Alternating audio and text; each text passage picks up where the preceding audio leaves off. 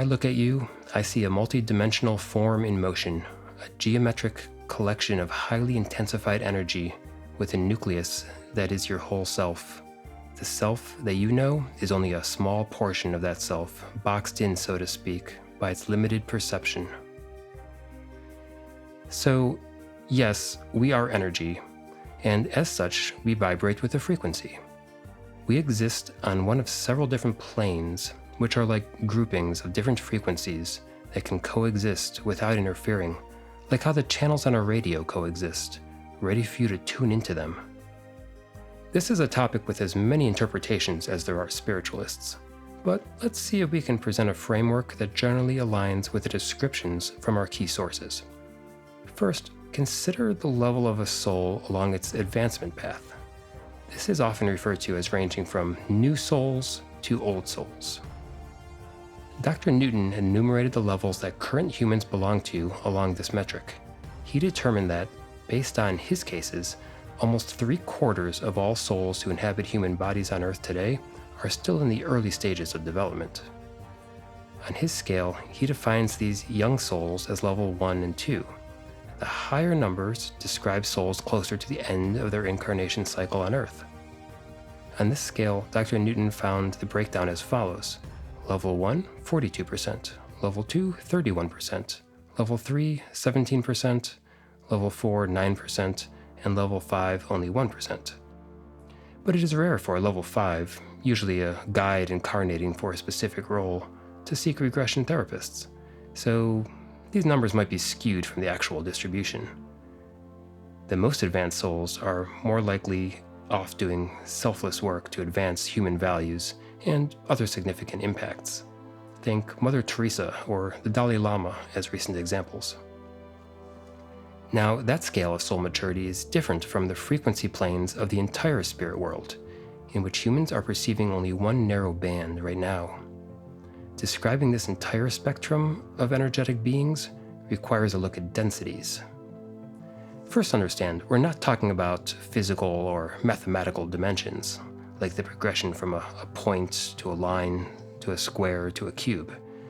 That's a common confusion because we humans just happen to live in three-dimensional space while being third-density beings. That's just a coincidence.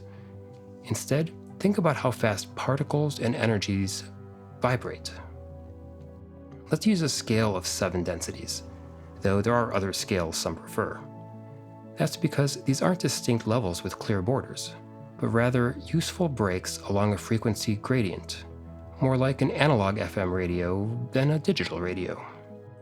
Or think of it like driving on the freeway. All the 70-mile-an-hour cars can see each other clearly out their windows, even making eye contact between lanes, but the pedestrians on the side of the road would only catch glimpses and blurs. Cannon's subjects help us understand these densities and planes clearly. What should not be surprising by now is that beings ascend to the next level by raising their vibrational frequency, the leveling up of your Mario video game character I mentioned earlier. So let's start at the bottom, well below us humans. Subatomic particles are first density. Then the second density includes the so-called elementals. These are collective energy beings ranging from inanimate objects like rocks to plants to wild animals, with domestic animals being a bit higher due to our love and attention raising their vibrations. We also have a plane above that with nature's helper or protector beings. We might know some of these as tree dryads and nymphs, river naiads, elves, fairies, as well as impish creatures like leprechauns, knock on wood. We're told that most of us humans started out in these lower levels as nascent souls before being ready to incarnate as human. Humans, as third density, have the seeds of self-awareness and free will. This starts as a sort of subhuman plane of people without full soul energy, like a psychopath without a developed conscience, or the so-called background people, who are the extras in the dramas of our lives, but not on their own soul journey. They're sort of like the non-player characters of our video game. It also includes the normal human plane we're all most familiar with. Then, fourth density beings bridge physical and higher ethereal planes. This density can be thought of like a buffer for the spirit world. beings here can project into our density fairly easily. Note there are positive and negative beings here. This includes the lost souls obsessed with earthly carnal addictions, like the hungry ghost concept of Buddhist lore, or our own guides popping into our plane to give us a subtle pep talk. And fifth density beings are completely ethereal. They are focused on evolving toward perfection and accumulating wisdom. This includes the spirit world plane and all the interlife activities that we've talked about thus far, including the greetings, life reviews, meetings with the guides, and planning sessions. This fifth density also includes the somewhat higher planes where the guides normally reside, and the primary learning plane that we may visit between lives. Sixth density beings have finished their personal incarnation journeys and now tend toward group souls. This density includes the elders and other ascended beings. This is where Seth would reside, and as he describes it, my environment now is not the one in which you will find yourself immediately after death. You must die many times before you enter this particular plane of existence. Ascendant beings only incarnate in exceptional cases to assist us. This sixth density also includes angels, who are on a path without incarnations. Canon subjects compare angels to the people manning the water stations along a marathon route. Their service is just as critical as those running the race. They just have different definitions of success than us runners.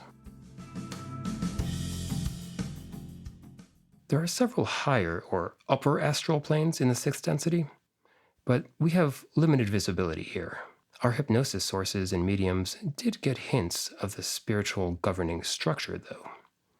Each universe, yes, universe, has its own central council, with tiers of councils below that down to the planetary level.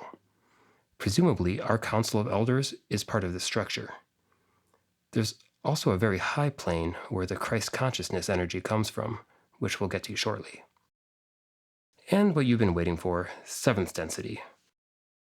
This is the unity with all that is. This would be what we would know as God. And if you're having a hard time getting a picture of an old bearded man out of your mind, Canon subjects remind us that our impressions of God came from the early church presenting him as simply as possible for the audience of the time. Much of that personification, with its patriarch imagery, still persists in our cultures today.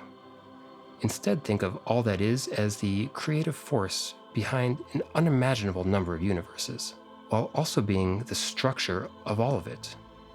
Edgar Cayce puts it simply as, God is actually the consciousness and the frequency of creation. Dr. Newton says people in hypnosis say that they feel the presence of a supreme power directing the spirit world, but they are uncomfortable using the word God to describe a creator. Every soul has a spiritual higher power linked to its existence.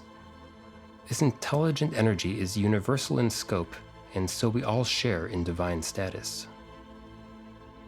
Even our guides are pretty clueless about this plane, but all seem to agree that whatever you're picturing now is woefully inadequate. As one soul says, we are pieces of God, to whom he has given personification and personalization for the purpose of growth towards perfection. So anything we view as imperfection are not so when viewed from the God plane. It's merely a limitation of our perception. Like a single cell in our body failing while our overall body is healthy, happy, and appreciates the contribution of all of its cells. So you may now be wondering, with all of that structure above and below, are we truly free to act?